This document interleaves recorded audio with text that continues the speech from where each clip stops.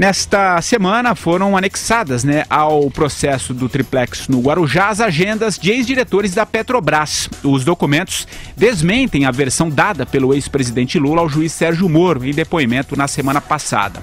O petista havia dito que teve apenas 2 reuniões com a diretoria da Petrobras durante 8 anos em que esteve na presidência. Porém, os documentos registram mais de 20 reuniões do ex-presidente Lula na estatal entre 2003 e 2010. Aliás, uma foto do ex-presidente Lula no sítio em Atibaia, ao lado do ex-presidente da OAS, o Léo Pinheiro, foi anexada a uma das ações penais que envolve o petista na Lava Jato. E agora, Vera Magalhães?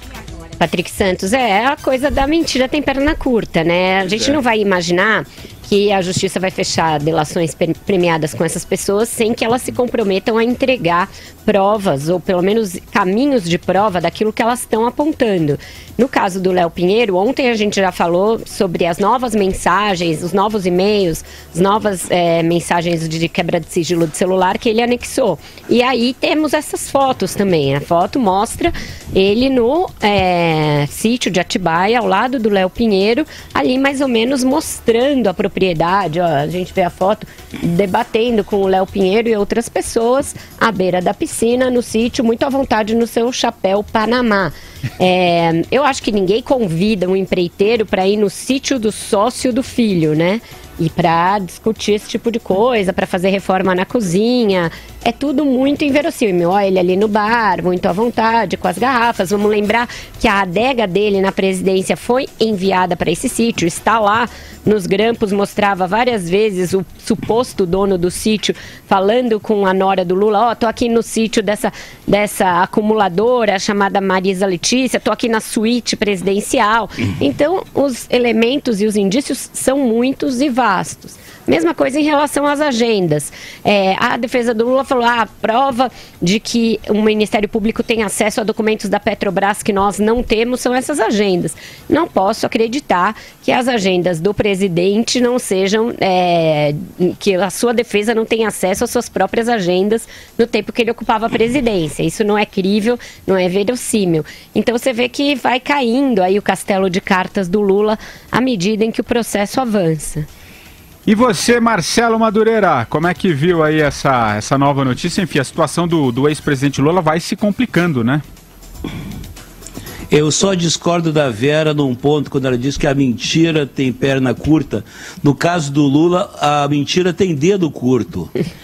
Eu acho que cada vez mais, né, vão sendo desmontados as peças do discurso dos advogados do Lula, né? Não se sustentam, e como a Vera disse muito bem, é evidente que quando foram combinadas, né, os acordos de delação premiada, os procuradores não são tolos, não são ingênuos. Eles precisavam e exigiam que os delatores comprovassem, né, da melhor maneira possível as afirmações que faziam. E quando você começaram, né, primeiro você tomou conhecimento, o público tomou conhecimento do conteúdo. E agora a gente, pouco a pouco, está tomando conhecimento das provas objetivas, né, das formas, digamos assim, né, do continente, digamos assim, né, tem o conteúdo do continente, ou seja, as fotos. Essa foto que eu vi hoje é fantástica, né, realmente ali quem tem pinta de dono mesmo é o Lula. Eu sei que isso é muito subjetivo, mas eu não consigo acreditar que nenhum brasileiro em sã consciência tem alguma dúvida, né, da culpabilidade do presidente Lula. E essa questão das agendas, por exemplo, da quantidade de encontros que ele teve na Petrobras, quando ele se afirmou que só tinha estado 2 vezes na Petrobras. Quer dizer, ele é um mentiroso compulsivo, né, um mitômano que precisa ser tratado preferencialmente em regime fechado.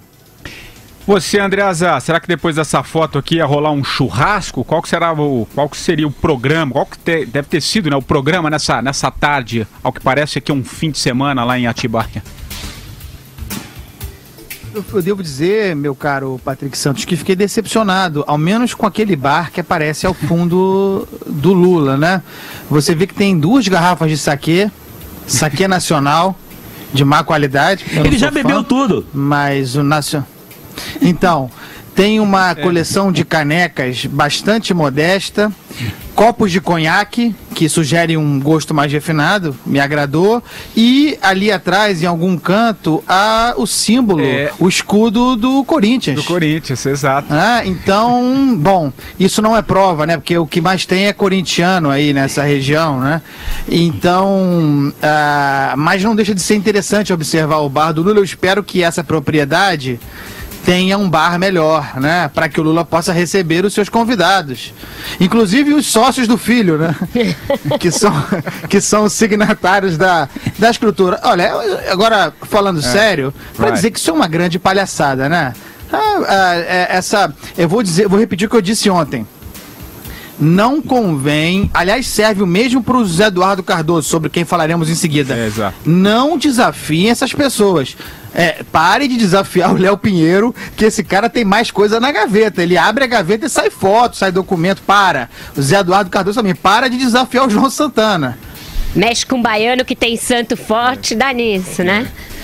Vamos É o engraçado no caso do Lula, porque, vamos lembrar, uma das contradições em que ele próprio caiu no depoimento foi quando ele falou que o Léo Pinheiro e outro diretor da OAS tiveram no apartamento dele em São Bernardo, não para discutir o triplex, mas para discutir a cozinha do sítio de Atibaia.